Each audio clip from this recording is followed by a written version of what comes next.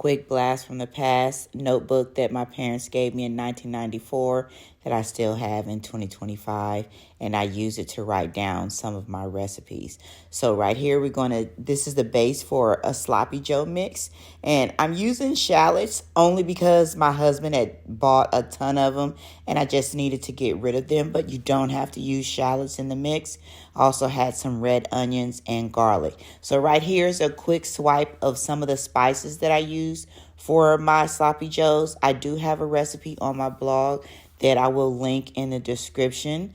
Right there, I added some truff sauce. I had some mustard, some plum seasoning, some Worcestershire sauce. I cannot say that. Coconut sugar, maple sugar, and some honey. And this recipe is super versatile. You can really make it how you want.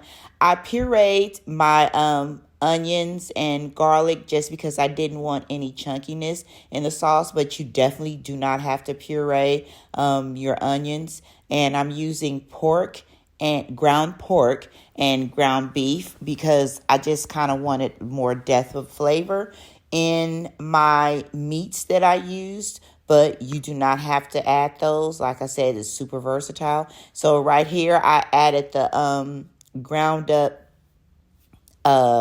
onions and garlic into a skillet with some oil, and then I put my dry seasonings into the skillet as well. And then once I got everything mixed up, I started breaking off pieces of the pork and beef, and then I'm just kind of breaking it up with a wooden spoon to get everything mixed in. And then I went in with my sweetened, spicy sloppy joe sauce to, get the meat nice and drenched and covered in all that delicious sauce that you saw me making earlier. I did add a small can of tomato sauce because it was not wet enough.